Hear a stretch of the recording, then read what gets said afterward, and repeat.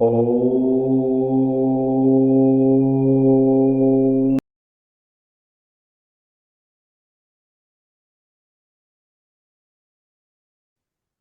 गुरुदेव। मैंने स्वामी शिवोम तीर्थ जी के प्रवचनों को सुना, जिसमें उनके गुरुदेव स्वामी विष्णु तीर्थ जी महाराज को एक ऐसी अवस्था प्राप्त हुई जिसमें उनकी दृष्टि से स्त्री और पुरुष का भेद पूरी तरह मिट गया। मेरे मन में इस अवस्था को जानने की जिज्ञासा है। आपसे अनुरोध है, कृपया मेरी इस जिज्ञासा का समाधान करें और इस बारे में हमें कुछ जानकारी प्रदान करें। ओके। सबसे पहले जिस अवस्था के बारे में आप जिक्र कर रहे हैं, आध्यात्मिक यात्रा में एक काफी ऊंचा अवस्था है। सबको इतना आसानी से वहां तक पहुंचने में मौका नहीं मिलता है। तर्क तरीके से हम समझ सकते हैं। तर्क शास्त्र की अंतर्गत ये समझ में आता है, आत्मा या परमात्मा को कोई लिंग भेद नहीं है। जैसे शंकर भगवान कहता है, मैं ही हूँ वो सनातन पुरुष, मैं ही हूँ वो सनातन नारी। शिव और शक्ति अलग नहीं है, दोनों एक ही है हमेशा। शंकर भगवान ना पुरुष है ना नारी है, अर्धनारीश्वर है, आप सब जानते हो। और ये भी एक सीमित दायरे में ही काम करती है ये सिद्धांत भी। इसके बाद फिर अद्वैत की तरफ पहुंचते जाए, चले जाएं, फिर इससे भी बाहर उभर के निकलना पड़ेगा फिर। अब शाक्त सिद्धांत की दृष्टिकोण से देखोगे, वहां तो पुरुष ही नहीं है कोई, पूरा विश्व शक्ति से भरा हुआ है, पराशक्ति है। हम महिला नारी के रूप में पूजा पाठ करते हैं। तो इस दृष्टिकोण से जब हम देखेंगे, ये आध्यात्मिक यात्रा में काफी उन्नत स्थिति है वो। तो ये कोई आश्चर्यजनक बात है ही नहीं कोई। वो तो विष्णु तीर्थ जी महाराज तो कब तक पहुंच गया होगा उस स्थिति में। ये तो प्रारंभ स्थिति में ही हट जाएगा लिंग भेद। वैसे देखा जाए, आप सब जानते हो, जीवात्मा के चारों तरफ 5 कोश लपेटा हुआ है। सबसे बाहर की तरफ से हम अंदर की तरफ जाएं, सबसे पहले आपको मिल जाएगा ये रक्त मांस, हड्डी और रक्त मांस से भरा हुआ अन्नमय कोश। रक्त मांस से भरा हुआ अन्नमय कोश, जो मृत्यु के उपरांत हर एक मानव, हर एक इंसान, चाहे पुरुष हो या महिला हो, ये रक्त मांस से बना हुआ निर्मित इस शरीर को छोड़ देते हैं। और इसके जो अंतर्गत, इसके भीतर, वो उसको कहते हैं सूक्ष्म रूप। वो सूक्ष्म शरीर के सिर्फ वो सूक्ष्म शरीर ही मृत्यु के बाद इस बाहर वाला शरीर को, अन्नमय कोश को छोड़ के फिर चले जाती है, और वो कहीं नहीं जा रहा है। बाकी तो सूक्ष्म शरीर जो है बिल्कुल कहीं छेड़ा नहीं गया। और इस रक्त मांस का जो शरीर जैसे हटते ही, जो हम सूक्ष्म शरीर की बात कर रहे हैं हम, अब सूक्ष्म शरीर के अंतर्गत नेक्स्ट आएगा प्राणमय कोश। प्राण शक्ति से भरा हुआ प्राणमय कोश। फिर प्राणमय कोश के बाद आएगा मनोमय कोश। मनोमय कोश के बाद आएगा विज्ञानमय कोश, जिसी को हम उपचेतन मन भी कहते हैं। और मन विज्ञानमय कोश के भीतर आपको दो चीज से भरा हुआ है, एक तो बुद्धि और दूसरा अहंकार। ये हो गया विज्ञानमय कोश चौथी। उसके बाद आएगा आपका आनंदमय कोश, जो कि कारण शरीर को लपेटा हुआ है।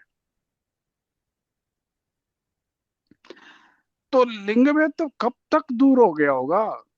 वो तो पहले पहले चरण में ही आउट खत्म हो गया लिंग भेद। तो महिला या पुरुष हो, उन दोनों के बीच में जो भेदभाव है, ये तो अन्नमय शरीर के अंतर्गत है ना। फिर रक्त मांस से जो निर्मित अन्नमय शरीर है, इसके अंतर्गत आता है ना फिर वो भेदभाव। ना जाने कि इंसान कितने जन्म ले चुका है। पिछले जन्म में हर एक इंसान कितने बार महिला का रूप लिया होगा, कितने बार पुरुष की रूप लिया होगा। ये बात अलग है कि उनको याद नहीं है। अभी किसी भी पुरुष से पूछोगे, वो बोलेगा मैं तो पुरुष हूं, मैं तो मर्द हूं। वो तो उनका परिभाषा है वो इस जन्म में, क्योंकि वो मर्द की रूप लिया हुआ है। चलो मैं उसको और एक दृष्टिकोण से समझाता हूँ। जैसा आप जानते हो, ये कोई जरूरी नहीं है कि इंसान इंसान का जन्म ही लिया होगा पिछले जन्म में। हो सकता है कोई जानवर की रूप में हुआ होगा। शेर, खरगोश, गाय, कोई भी रूप हो सकती है। पिछले जन्म की बात कर रहा हूं। जैसे कोई पिछले जन्म में कोई शेर था, अब इस जन्म में मानव जन्म लिया है, उसको थोड़ी याद है वो शेर था कभी। याद याद थोड़ी है उनको। अगर वो याद है, वो बहुत गर्व से भी बोलेगा मैं तो शेर था पिछले जन्म में, मैं कोई मामूली इंसान नहीं हूँ। वो तो बहुत बहुत गर्व से बोलेगा मैं तो शेर हूं करके, मूंछ घुमाएगा अपना। ठीक। तो अभी तो याद नहीं है ना उसको, अभी तो शेर नहीं है ना, अभी तो इंसान की रूप लिया हुआ है। या हो सकता है पिछले जन्म में कुत्ता की जन्म भी लिया होगा, अब उसको याद नहीं करना चाहता है। अगर याद भी, मैं यादाश्त भी अगर आ गया, किसी को याद भी दिलाया वो पिछले जन्म में कुत्ता था, अब वो याद करना नहीं चाहता। ये भगवान की कृपा है कि इंसान को यादाश्त निकाल दिया है। याद नहीं रहेगा वो पिछले जन्म में क्या था, कुत्ता था या शेर था।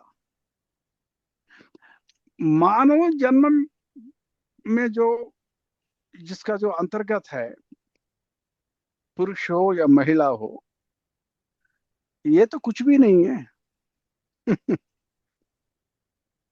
अभी इस जन्म में पुरुष हो हुआ होगा, अच्छी बात। पिछले जन्म में महिला का रूप लिया होगा, कम से कम कुत्ता तो नहीं था, और कोई जानवर का जन्म तो नहीं लिया था। तो फिर कौन सी आपत्ति हो गया इतना? तो ये जो लिंग भेद जो है, ये जन्म की बात है। ये प्रस्तुत जन्म में एक आत्मा किस रूप लिया हुआ है, जानवर की जन्म या नहीं तो इंसान की जन्म। अगर इंसान की जन्म लिया हुआ है, इंसान की जन्म में महिला हो या पुरुष हो, क्या फर्क पड़ेगा? तो ये सिर्फ अहंकार की बात है, क्योंकि ये वाला शरीर का धारण, ये तो जैसे मैं अभी लाल रंग की शर्ट पहना हुआ हूँ। जब लाल रंग की शर्ट पहनूंगा तो मैं क्या बोलूंगा? इतना ही बोलूंगा कि मैं लाल रंग की शर्ट पहना हुआ है। क्योंकि इसका शर्ट का रंग ही लाल है। उसी प्रकार अब कोई भी इंसान, जैसे मैं पुरुष की शरीर पहना हुआ हूं, तो मैं बोलूंगा मैं पुरुष शरीर पहना हुआ हूं। तो ये बेहतर रहेगा कहना कि हम किसका शरीर पहना हुआ है, पुरुष का शरीर या महिला का नारी का शरीर। तो जैसे जैसे कर्म खत्म होता गया, आध्यात्मिक यात्रा में उन्नत स्थिति हासिल करते गया जीवात्मा, सबसे पहले तो यही तो हट जाएगा। ये जो मन के भीतर जो भरा हुआ है कि मैं फलाना ये हूं वो करके, ये तो सबसे पहले यही तो हट जाएगा। और पुरुष और महिला के पहले कई और भी है, जो सबसे पहले कई और दीवार भी है जो टूट जाएगा पहले। जैसा आप सब जानते हैं, खास करके इंसान अहंकार से रंगीन होता है, मन हमेशा। इंसान चाहे कोई इतना पढ़ा लिखा ना हो, या कोई पंडित जी हो, या कोई काफी शास्त्रज्ञ हो, तो जैसे जैसे इंसान का जो अपना जो समाज में जो उनका स्टेटस है, उनका स्थिति, उससे भी अहंकार से रंगीन हो जाता है। और जैसे जैसे आध्यात्मिक यात्रा में ऊपर उच्च उच्च स्थिति में पहुंचते पहुंचते ये सारे दीवारें टूट जाएंगे। अब कोई चिंता नहीं करेगा कि वो क्या है, क्या गरीब आदमी है या अमीर आदमी है, या कोई पढ़ा लिखा है या अनपढ़ है। अभी कोई चिंता नहीं करेगा अभी।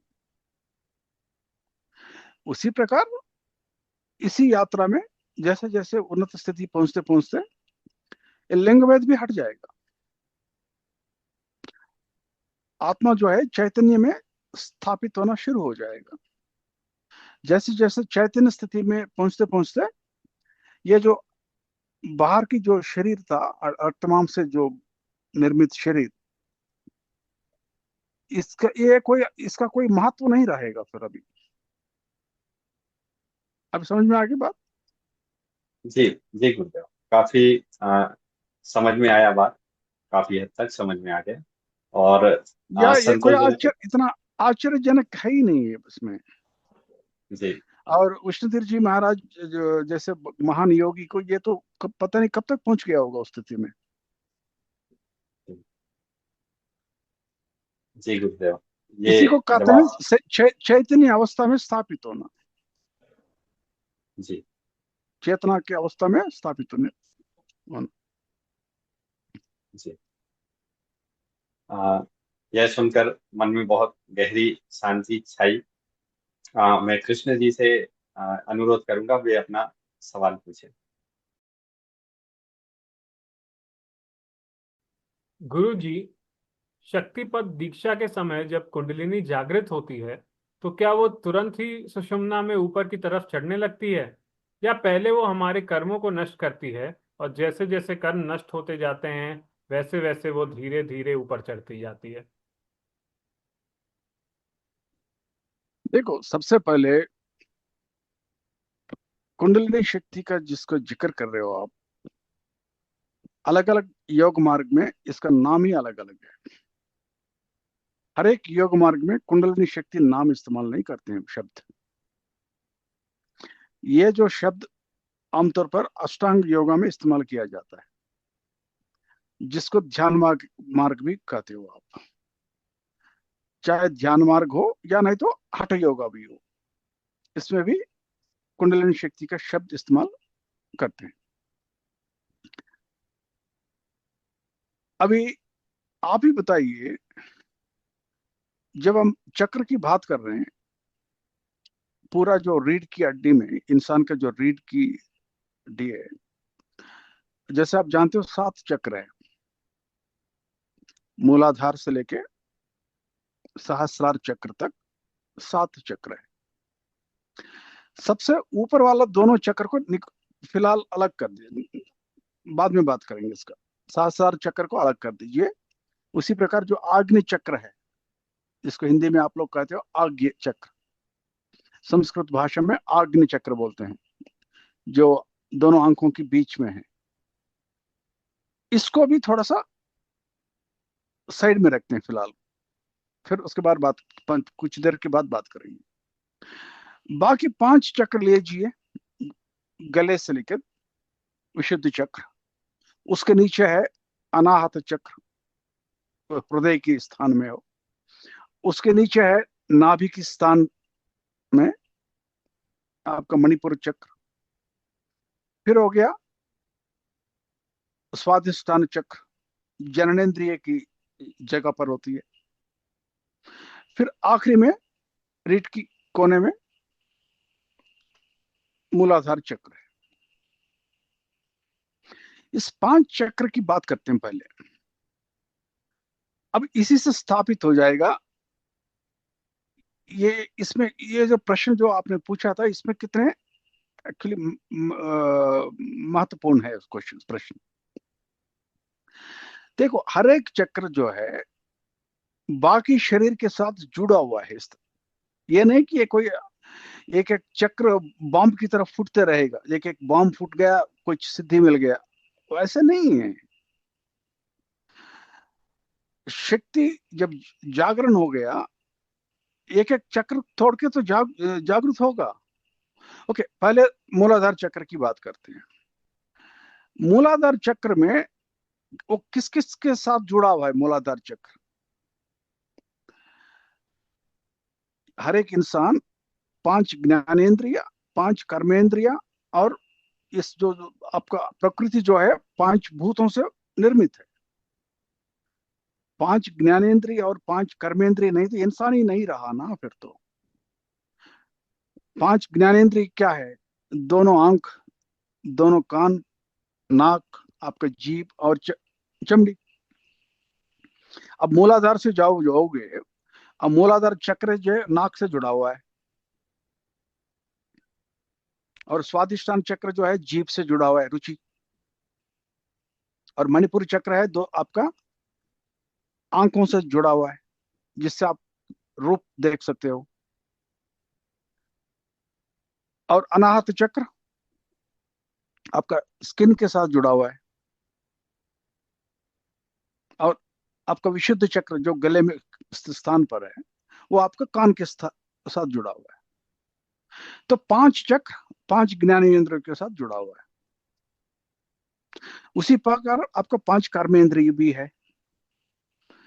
सबसे पहले मूलाधार चक्र, आप मलमूत्र विसर्जन करते हो, उस इंद्रिय के साथ आपका मूलाधार चक्र जुड़ा हुआ है। स्वादिष्ठान चक्र जननेंद्रिय के साथ जुड़ा हुआ है। मणिपुर चक्र दोनों आपका टांगों के साथ जुड़ा हुआ है, जिससे आप पैदल जाते हो। फिर अनाहत चक्र आ गया आपका दोनों हाथ, जिससे आप पकड़ते हो किसी चीज को। 4 कर्मेंद्रिय हो गया। अब 5वां कर्मेंद्रिय है आपका गले में, विशुद्ध चक्र में, जिससे जैसे हम मैं बात कर रहा हूं, ये बात करना संभव है, बोलना संभव है, वाक संभव इसी से वो होती है, विशुद्ध चक्र से। और अब आएंगे अभी जिस दुनिया को आप देख रहे हो, महसूस कर रहे हो, उस दुनिया भी 5 भूतों से भरा हुआ है। पृथ्वी तत्व जो कि मूलाधार चक्र के साथ जुड़ा हुआ है। फिर आगे आपका जल तत्व जो कि स्वादिष्ठान चक्र के साथ जुड़ा हुआ है। फिर आएगा मणिपुर चक्र जो अग्नि तत्व के साथ जुड़ा हुआ है। फिर अनाहत चक्र जो कि वायु तत्व के साथ जुड़ा हुआ है। फिर आखिरी में आ गया विशुद्ध चक्र जो आकाश तत्व के साथ जुड़ा हुआ है। इस 5 भूतों से ये पूरा प्रकृति निर्मित है। विश्व जो जिसको महसूस करते हो आप, इस 5 भूतों से, 5 तत्वों से तो निर्मित है। और आपका शरीर भी 5 ही तत्वों से निर्मित है, 5 तत्वों से ही तो निर्मित है। और 5 तत्वों को 5 चक्रों में बांटा गया। फिर जो जो इंसान जो कर्म करता गया, जो कि उपचेतन मन में मुद्रित हो रहा है, जिसको हम कहते हैं अग्नि चक्र के संबंधित है। तो जब जागरण होगा, कुंडलिनी शक्ति जब जागरण होगा, जब हम बात करते हैं कर्मों को नष्ट करते जाएगा, अब जिस चक्र से गुजरेगा उसी का संबंधित कर्मों को क्रियाओं प्रकट होगा ना, सबसे पहले बात।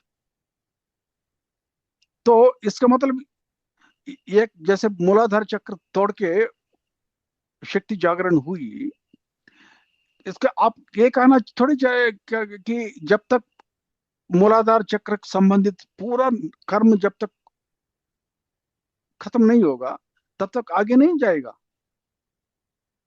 ये गलत फहमीन है लोगों का। सबसे पहले मैं कह सकता हूं, जब शक्ति जागरण होती है तो सारे चक्रों को तोड़ के ऊपर चले जाएगी, मूलाधार चक्र से लेकर सहस्रार चक्र तक। ये बात अलग है कि अचानक नहीं जाएगी, पहले एक चक्र तोड़ेगी, फिर दूसरा चक्र, फिर तीसरा चक्र। जो भी आप योगाभ्यास जिस मार्ग में आप चल रहे हो, उस योग अभ्यास के अनुसार आपका चक्रों को भेदन करते हुए ऊपर तक पहुंचेगी। उसी प्रकार अगर आप अष्टांग योग नहीं कर रहे हो, जैसे मान लो भक्ति मार्ग में हो, जिसको हम आह्लादनी शक्ति कहते हैं, जिसमें ये महसूस नहीं होगा, ये दर्दनाक नहीं होगा, जो कि आपको हठ योग या नहीं तो अष्टांग योगा में जब चक्र की भेदन होगा, कहते हैं कि दर्दनाक चीज है, दर्द होती है काफी। ये महसूस नहीं होगा, भक्ति मार्ग में ये महसूस नहीं होगा आपको। तो शक्ति एक बार जागरण होने के बाद मूलाधार चक्र से लेके सहस्रार चक्र तक, उसके बाद शुरू होती है असली कार्रवाई, जो कि क्रिया प्रकट होना शुरू हो जाएगा। और जैसे जैसे क्रिया प्रकट होती है, फिर कर्म नष्ट होता जाएगा। शक्ति जागरण होना मूलाधार चक्र से सहस्रार तक, ये एक माध्यम है। घास की ढेर को आग जलाने वाले बात है, अभी जलना अभी बाकी है, अभी तो कुछ हुआ ही नहीं। अब प्रॉब्लम समस्या लोगों के साथ क्या है, मैं ये बोलूंगा तो फिर सब देखो, बात नखरा करना है तो बात अलग है, ठीक। जो कुछ मैं समझा, जो मैंने अपना गुरुदेव से समझा, मैं सब क्लियर साफ बता रहा हूँ। शक्तिपात में आप अलग अलग चक्रों को आप एक्टिवेशन नहीं कर रहे हो, संपूर्ण तरीके से 7 की 7 चक्र एक्टिवेशन हो जाती है। शक्तिपात के बाद 7 चक्र एक्टिवेट किया जाएगा। अगर शक्ति ऑलरेडी जाग चुका है पहले से, ये स्टेबलाइज किया जाएगा या स्थिरीकरण किया जाएगा शक्ति को। और जैसे घास जलती रहती है, इसी प्रकार कर्म को नष्ट होना जरूरी है। और जैसे जैसे कर्म नष्ट होता जाएगा, कौन सी कर्म जिस चक्र की संबंधित हो, उस चक्र की कर्म अरदास जब क्रिया प्रकट होती है शक्ति जागरण होने के बाद, कभी मूलाधार का संबंधित क्रिया प्रकट होती है, कभी हो सकता है विशुद्ध चक्र की क्रिया प्रकट होती है। कोई क्रम नहीं होती है क्रिया को। क्रिया जब प्रकट होती है कोई क्रम नहीं होता है, ऊपर नीचे होता है। एक मिसाल के तौर पर उदाहरण देता हूं, हमारा परंपरा में परम पूज्य विष्णु तीर्थ जी महाराज एक उदाहरण देता है। जैसे कुछ घोड़े पहाड़ के ऊपर चढ़ रहे हैं, और पहाड़ के ऊपर आप जानते हो छोटा सा पतली सी पगडंडी होती है, और घोड़े है 4 5 10 10 15 घोड़े चल रहे हैं। एक दूसरा को काटने के लिए कोशिश करता रहता है घोड़ा, बेमतलब। उनका चढ़ने का कोई क्रम ही नहीं होता है, क्योंकि उनका स्वभाव ही ऐसे है। तो इसी प्रकार जब कर्म नष्ट होता है, उसका कोई क्रम नहीं होता है, और जिस चक्र की संबंधित कर्म नष्ट हो रहा होगा, उस चक्र में आपको क्रिया महसूस होगा। ये रहा कर्मों को नष्ट होने का क्रम। शक्ति का जो चक्र भेदन करते करते ऊपर जाना और आध्यात्मिक यात्रा में ऊंचा स्तर में जाना, कोई लेना देना नहीं है। आपका संपूर्ण तरीके से शक्ति जागरण हो गया होगा, लेकिन आपका कर्म जल नष्ट होना अभी शुरू हो गया है। आध्यात्मिक यात्रा में किसी को हम कहते हैं कि काफी ऊंचा स्थान पर पहुंचा हुआ है, आध्यात्मिक प्रगति हो चुका है, तभी जब उनका जो कर्म है, जो बचा हुआ कर्म कम हो, जितना कर्म कम बचा हुआ है, हम कहते हैं उतना ऊंचा स्थाई पर पहुंच गया है आध्यात्मिक यात्रा में। और जितना कर्मों में फंसा हुआ है इंसान, हम कहते हैं आध्यात्मिक यात्रा में उतना नीचे घिसा हुआ है। कितने कर्म आपका बचा हुआ है नष्ट होने में, उससे निर्भर है आपका आध्यात्मिक प्रगति, ना कि आप कितने चक्र में आप क्रियाओं को। व्यक्ति तो सब जागृत हो जाएगा, साथ की साथ चक्र जागृत हो जाएगा, उसका कोई मतलब नहीं है।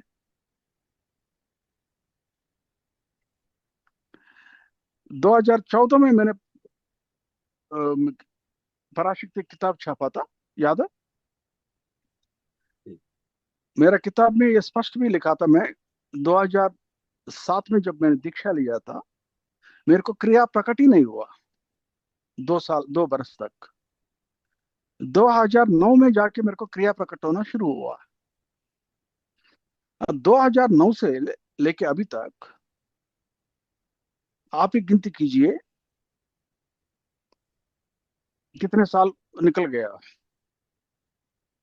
16 साल, लगभग 16 साल से ज्यादा हो गया।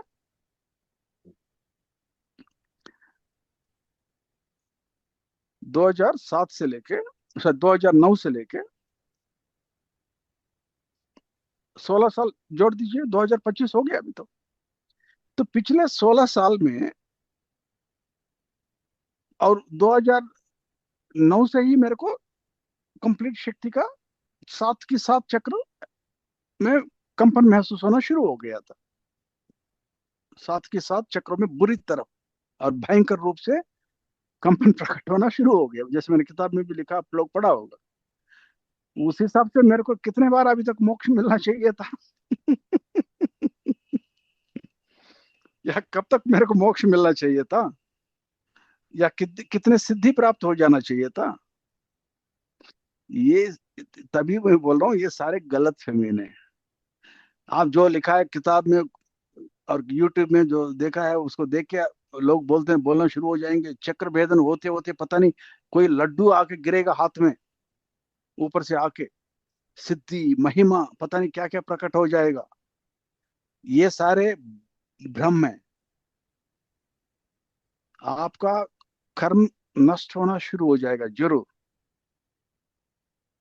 इतना तो जरूर हो जाएगा, लेकिन वो प्रारंभिक स्थिति है। उससे कोई लड्डू आके आपको हाथ में गोद में गिरने वाला नहीं है। आपको कहीं लिखा है, कहीं पर किताबों में या कहीं पर यूट्यूब में, और किसी महापुरुष ने बताया, उन सबको मेरा प्रणाम। मेरे को कोई बहस नहीं करना है किसी के साथ। जो मेरा अनुभव है, मैं अनुभव के अनुसार मैं आप लोगों को समझाने के लिए कोशिश कर रहा हूँ। जो मैंने प्रत्यक्ष अनुभव किया है वही चीज मैं आप लोगों को समझा रहा हूँ। शक्ति जागरण से कोई लड्डू आके गोद में नहीं गिरने वाला है तुरंत आपको। ये एक महत्वपूर्ण चीज है, ये तो मान लिया बात, ये तो भगवान की कृपा है, लेकिन वो शुरुआत है।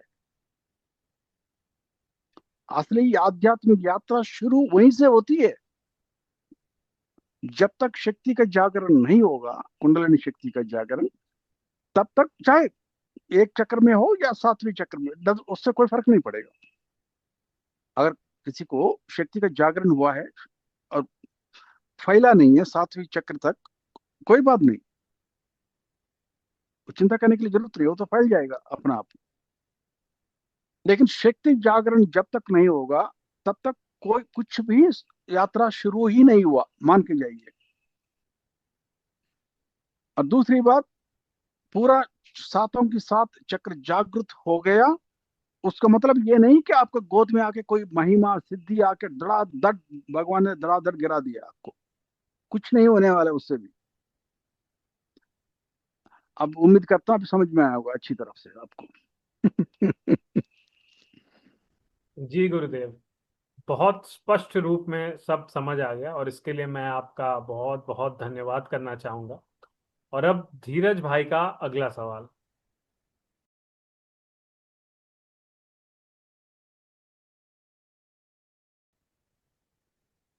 गुरुदेव, अगर शक्तिपात दीक्षा के बाद किसी साधक में मोक्ष की अभिलाषा ना आए, मोक्ष के बारे में जानने की भी इच्छा नहीं है, बस गुरु कार्य करता रहे, तो ऐसे साधक की आध्यात्मिक यात्रा किस दिशा में जाती है? सबसे पहले इंसान के पास कोई अपना मन मर्जी से करने का कोई है ही नहीं रास्ता, खुला ही नहीं रास्ता। इंसान के पास कोई इस तरफ सोचने के लिए मुझे कुछ नहीं चाहिए करके, वो ऐसे है ही नहीं। हर एक इंसान को, मानव जाति को ये लागू है जो मैं बता रहा हूं। हर एक इंसान को कभी ना कभी भगवान के सामने घुटना टेकना ही होगा। इसमें कोई करने का ना करने का इसका कोई अर्थ ही नहीं है। अहंकार से जो मर्जी कहना है कह सकता है, मुझे कोई मोक्ष नहीं चाहिए, मुझे कोई आध्यात्मिक यात्रा नहीं चाहिए। ना उसको आध्यात्मिक यात्रा का मतलब समझ में आ गया, ना उसको मोक्ष का मतलब समझ में आ गया उसको। मैं आपसे एक क्वेश्चन सवाल पूछता हूँ, इस हिसाब को स्थापित होगा। जो बंदा भूखा मर रहा है, प्यास और भूखा से मर रहा है, उसके पास कोई चॉइस होती है क्या? पानी ना पीने का, खाना नहीं खाने का, कोई इसका कोई चॉइस होगा क्या? कैसे बातें कर रहे हो आप लोग? जिसको प्यास लग रहा है, जिसको भूख लग रहा है, उसका सबसे पहले उसको कुछ चाहिए नहीं, उसको सिर्फ खाना और पानी ही चाहिए, उसके अलावा और कुछ चाहिए नहीं उसको उस वक्त। एक बहुत बड़ा तत्व शास्त्र होता था ग्रीक देश में, शायद सोक्रेटिस नाम है मेरे ख्याल से उनका। तो किसी ने उनसे पूछते हैं एक बार, एक विद्यार्थी सवाल करता है कि गुरुजी, मुझे ज्ञान कब प्राप्त हो, कैसे प्राप्त होगा? ज्ञान प्राप्त होने के लिए मेरे को क्या होना चाहिए? सोक्रेटिस जी ने क्या कहता है, उनका बस सिर पकड़ लिया, सीधा उसका सिर को पानी में डुबा देता है, और उसका सांस फूल गई, उसको सांस लेने के लिए मौका नहीं मिल रहा है उसको, शिष्य को। और एक मिनट के बाद फिर उसका सिर को बाहर निकाल देता है गुरु जी। फिर पूछता है, आप सिर आपका पानी में जो डूबा हुआ था, आपको क्या चाहिए था? गुरुजी, मैं तो शांति तो चाहिए लेना चाहता था, शांति तो के अलावा मेरे को कुछ नहीं चाहिए तो उस वक्त। फिर गुरुजी जवाब देता है, जब आपको ज्ञान की इतना तड़पते हो, भगवान को इतना तड़पते हो, तब भगवान के तलाश में जाना ही पड़ेगा आपको। यहाँ कोई चॉइस नहीं है ना जाने का। ऐसे देखो, भगवान कृष्ण ने गीता में 4 भागों में उनको बंटवारा किया है लोगों को। जो कृष्ण भगवान के पीछे पड़ते हैं या भगवान के पीछे जाने वालों को 4 भागों में बांटा गया है। सबसे पहले वो पार्टी है जो पीड़ित है, समाज में कई समस्याओं से गुजर रहा है। आर्थिक समस्या, बीमारी, और समाज और घर में कोई समस्या, हर किस्म की समस्या वो समस्या से मुक्त होना चाहता है। झेल नहीं पा रहे हैं समस्याओं से, समस्याओं को बर्दाश्त नहीं कर पा रहे हैं। अब भगवान के पीछे नहीं जाएगा तो कहाँ जाएगा? आप ही बताइए। वहां कोई रास्ता अभी कोई बचा है क्या शायद ना जाने का, जाए वहां पर? उसी प्रकार दूसरा पार्टी जो कि पैसा के चक्कर में भागते रहते हैं, जो पैसा के चक्कर में भागते रहते हैं, उनको पैसा के अलावा कुछ चाहिए भी नहीं। और वास्तव में वो लोग किसके पीछे पड़ा हुआ है? भगवान के ही पीछे पड़ा हुआ है। उनको पता नहीं इस वक्त। वो सोच रहे हैं कि वो पैसा कमाने के लिए घूम रहे हैं, जी रहे हैं। उनका उनसे पूछोगे वो बताएंगे कि हमें मतलब है पैसा का, बस पैसा आने दो, मैं खुद देखूंगा उसको क्या करना है उससे। उस वक्त उसको पता ही नहीं है वो क्या मांग रहा है। वास्तव में वो भगवान को ही पीछे पड़ा हुआ है, भगवान का पीछे ही पड़ा हुआ है वो। और ऐसे लोगों को कृष्ण भगवान कहता है कि मैं अलग से कृपा दिखाऊंगा उनको, उनका पैसा को एक दिन निकाल दूंगा वहां से, उनके हाथ से, फिर उसके ऊपर कृपा करूंगा। ये हो गया दूसरा कैटेगरी।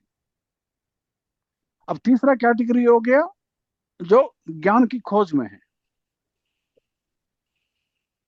समझते हैं बात? ज्ञान की खोज रहे हो। और चौथी वर्ग है जो ज्ञानी है स्वयं।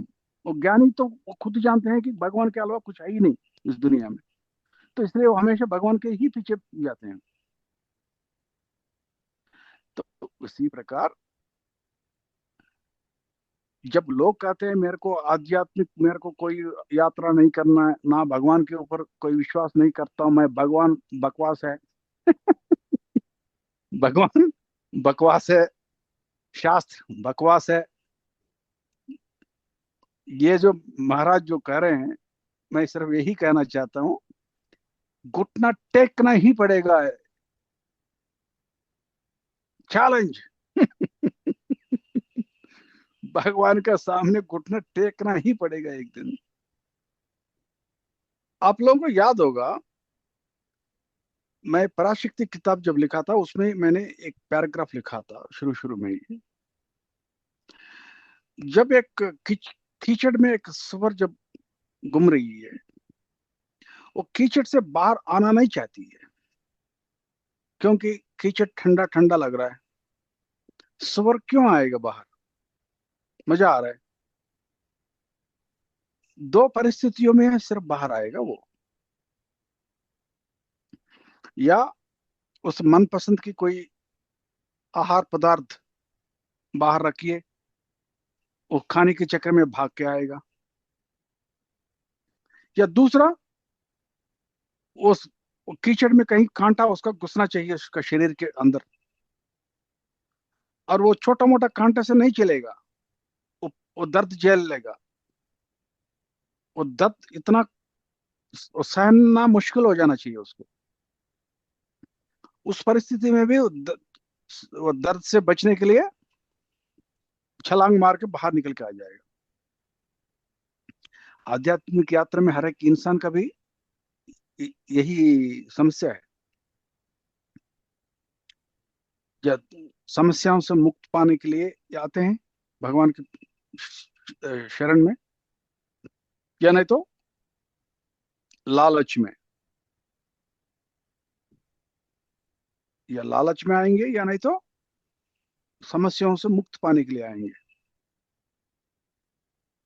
नहीं तो हम नहीं जानते कोई इंसान आता है इतना भगवान के पीछे आता है?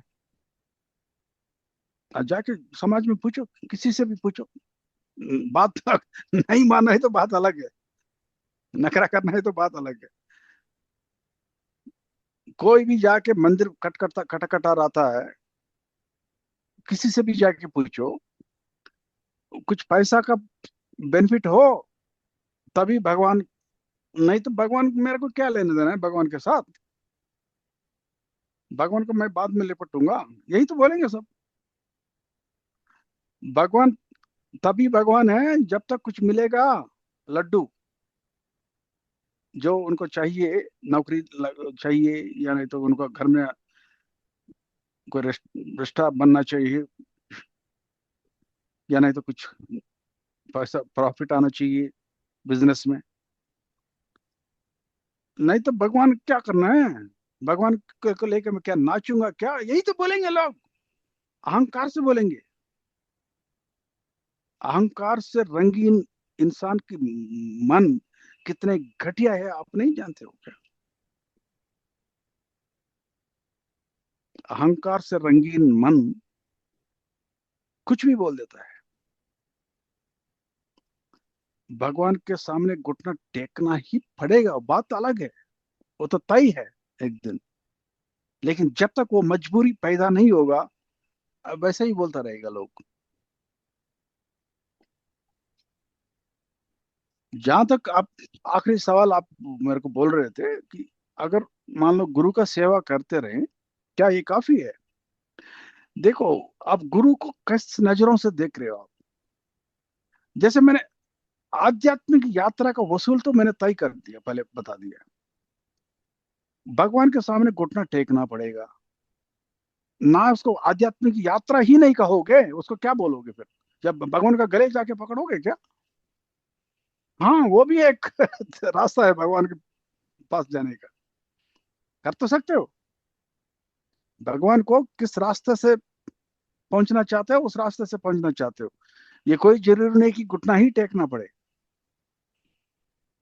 जाके लड़ाई, गले पकड़ो, भगवान को गले पकड़ने के लिए कोशिश करो, आपको भगवान उसी रास्ते से आपको जवाब देगा। शत्रु भाव, शत्रु भाव से आप पूजा पाठ कर सकते हो भगवान को, या आप एक प्रेमिक बन के भी पूजा पाठ कर सकते हो। लेकिन अब जब गुरु के साथ योगाभ्यास कर रहे हो, गुरु के निगरानी में, अब भगवान को ही तो पूजा पाठ कर रहे हो वहां पर, हाई तो वो काफी है अगर शुद्ध मन से अगर कर रहे हो तो।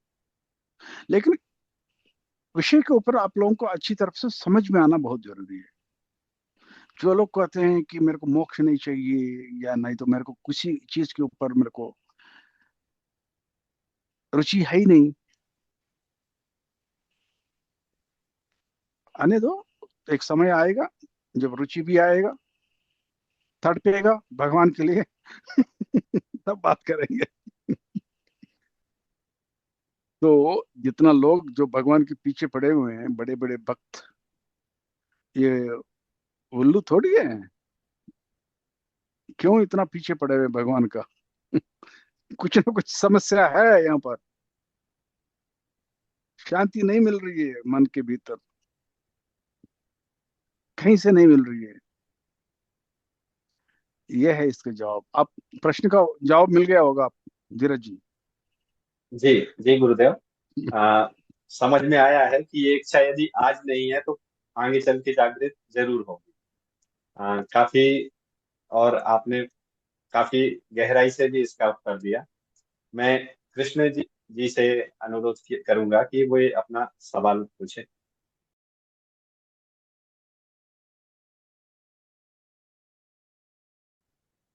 गुरु जी, जैसे जैसे साधन में आगे बढ़ते हैं और कर्म नष्ट होते जाते हैं, क्या उसी के साथ हमारे सांसारिक दुख और परेशानियां भी अपने आप कम होती जाती हैं, या फिर कुछ प्रारब्ध कर्म ऐसे होते हैं जिन्हें किसी भी हालत में भोग कर ही समाप्त करना पड़ता है? इसमें दो है, दो पहलू है इस सवाल में, दो दो प्रश्न पूछे। सबसे पहले, जैसे जैसे हमारा कर्म मिटता जाएगा, हमारे जिंदगी में बदलाव तो आता रहेगा। जैसे मेरा चेहरा के ऊपर पूरा अलग अलग किस्म के धूल भरा हुआ है, जैसे जैसे मैं अपना मुंह को साफ करता रहूंगा, मेरा मुंह साफ होता रहेगा ना। मेरा शीशा में, मैं शीशा को ऊपर नहीं कर सकता हूँ, मैं मेरा मुंह को साफ करना पड़ेगा। शीशा में जो मेरा प्रतिबिंब है उसको करने से कुछ नहीं होगा ना, मेरा मुंह को साफ करना पड़ेगा। जैसे मेरा मुंह साफ हो गया, जैसे मान लो मेरा मुंह के ऊपर लाल रंग की रंग इंक लग गया, लाल रंग की इंक लग गया मेरा मुंह के ऊपर, मैं पानी और साबुन से धो लिया, तो अभी शीशा में मेरे को थोड़ी दिखेगा अभी। तो जिंदगी में जो कुछ आप अनुभव करते हो, आपका कर्मों को ही अनुभव कर रहे हो वहां पर। जैसे शीशा में अपना प्रतिबिंब को देखते हो, उसी प्रकार अपना कर्मों को ही अनुभव कर रहे हो, सुबह से लेकर शाम तक, सुबह से लेकर शाम तक, हर दिन, हर हफ्ता, जो भी आप भोग रहे हो, अपना कर्मों को ही भोग रहे हो। अब वो कर्मों को ही काट दिया, अब भोगने के लिए बचा क्या फिर? बदलाव तो आएगा ना, जिंदगी में बदलाव तो आएगा आएगा। और एक उदाहरण देता हूँ, जैसे पेड़ है, पेड़ को जड़ से काट लिया नीचे से, पेड़ तो सूखेगा ना फिर। अगर जड़ से नहीं काटा, ऊपर ऊपर काट लिया पेड़ को, फिर तो वो उगेगा दोबारा, बार बार उगेगा। उसी प्रकार, चाहे मैं पुराना पिछले जन्म में मैं कोई चोर रहा होगा, कई लोगों को लूट लिया, पैसा लूटा, कई लोगों को धोखा दिया। अब इस जन्म में मेरे को मेरा पापों को भोगने के लिए मेरा चारों तरफ पैदा हो जाएंगे ना, चारों तरफ मेरा जेब काटने वाला, मेरे को धोखा देने वाला है। और जैसे मेरा कर्म खत्म हो गया, अब ये लोग नजर भी नहीं आएंगे मेरे को। बदलाव तो आएगा आएगा लाइफ में, और हमेशा के लिए बदल जाएगा। और एक चीज, हैरान होने वाला बात, जब इंसान जन्म लेता है, अपना इन शरीर का जो हर कण, जिसको डीएनए बोलते हैं आधुनिक विज्ञान की भाषा में, हर कण एक वो कर्मों के साथ पैदा होती है। जैसे जैसे कर्म मिटता जाएगा, कण कण इंसान का बदलता जाएगा शरीर के भीतर। ये हो गया आपका। तो तभी तो साधकों को हम एंकरेज भी करते रहते हैं, चाहे जितना भी आपको समस्या हो, साधन करो, साधन करो, साधन करके आपका कर्मों को ही काट दो, काट काट के उखाड़ के फेंक दो, ताकि आपके जीवन में बदलाव आ जाएगा। लेकिन दोनों चीजों के लिए तैयार रहिएगा, अच्छा चीज और बुरी चीज। आपका पाप और पुण्य दोनों मिटेगा। अब ये नहीं कह सकते हो ना, मेरा पुण्य सारे मेरे को बचा होना चाहिए, मेरा सिर्फ मेरा पाप ही मिटना चाहिए, ये गलत है, ये होगा भी नहीं वैसे। जैसे नदी के प्रवाह में सब बह जाती है, सारे धूल गंदगी, उसी प्रकार सारे पाप, सारे पुण्य, सब उस शक्ति के प्रवाह में बह जाएगा। और जैसे जैसे साफ होगा कर्म, जिंदगी में बदलता जाएगा। दूसरी सवाल आप क्या पूछ रहे थे इसी में जुड़ा हुआ? जी गुरुदेव, मेरा दूसरा सवाल था कि क्या हमारे सांसारिक सुख और परेशानियां कम होती जाती हैं, या फिर कुछ ऐसे प्रारब्ध कर्म होते हैं जिन्हें हमें किसी भी हालत में भोग कर ही समाप्त करना पड़ता है। ओके, इसमें चक्कर यह है, जो अभी तक अभी बात कर रहे थे हम, ये कर्म का कितने शक्तिशाली कर्म है जो संचित हो रखा है आपको मन के भीतर, कितने शक्तिशाली कर्म है, उससे निर्भर है। जैसे जैसे वही उदाहरण हम दोबारा लेते हैं, मैं पिछले जन्म में मैं भी कोई चोर था, लेकिन जिंदगी में मैंने चोरी नहीं किया, एक आध बार किया है, तो मेरे को उसका परिणाम स्वरूप मेरे को एक आध बार कोई ना कोई धोखा देगा, एक आध बार मैं पैसा खो जाऊंगा। अगर मैं जिंदगी भर चोर रहा होगा, अब उसका कर्म तो एकदम जबरदस्त है भाई, मेरे को बहुत सारे भोगना पड़ेगा। उसी प्रकार जो कर्म जिसका ताकत इतना नहीं है, वो आपको मन के भीतर याद आएगा और खत्म भी हो जाएगा। देखो, ये कोई भी मामूली बीमारी जैसे है हर चीज। कोई भी बीमारी है, छोटा मोटा, आपको जुकाम, खांसी, बुखार, आप गोली खाया, खत्म 2-3 दिन में। जुकाम है तो चलो 7 दिन लगेगा ज्यादा से ज्यादा। अगर कोई गंभीर बीमारी है, आप भी जानते हो, कई हफ्ते लग जाएंगे, एंटीबायोटिक्स लेना पड़ेगा। अगर कोई इन्फेक्शन है, लंबी समय लग सकता है। ये भी वैसा ही है, कर्म भी, इंसान का जो कर्म है वो भी बीमारी जैसे है। कर्म कर्म होती है, चाहे वो अच्छा हो या बुरा हो। भगवान की नजरों में ना कोई अच्छा ना कोई बुरा है, नहीं, कर्म कर्म ही है। कर्म को भोगना ही पड़ेगा। कर्म को भोगना ही है तो फिर कित कितने मजबूत है वो कर्म, उसके ऊपर निर्भर है। कर्म इतना मजबूत नहीं है, आपका साधन में खत्म हो जाएगा, मन में विचार के रूप में प्रकट हो जाएगी, या नहीं तो भावना के रूप में प्रकट होगी, खत्म हो जाएगी। अगर कर्म ज्यादा मजबूत है, उसका तनाव कम हो जाएगा। महसूस तो करना ही पड़ेगा आपको। जैसे मान लीजिए 1 करोड़ का नुकसान होने वाला है, आप अभी 1 करोड़ का नुकसान नहीं होगा, हो सकता है 1 लाख का नुकसान होगा या 10,000 का नुकसान होगा, तो कर्म खत्म हो जाएगा। और आपको 1 करोड़ लॉटरी लगने वाला था, अब वो लॉटरी नहीं लगेगा, आपको 1 लाख का लॉटरी लगेगा, या नहीं तो कोई 10,000 का लॉटरी लगेगा। पाप और पुण्य दोनों मिटेंगे, याद रखना। ठीक। सो अपना कर्म की कितने ताकत से वो मुद्रित है, उसके ऊपर निर्भर है। आपको प्रश्न का उत्तर मिल गया होगा। जी गुरुदेव, आज की इस बातचीत में आपने जो स्पष्टता दी उसके लिए हम सब दिल से आभारी हैं।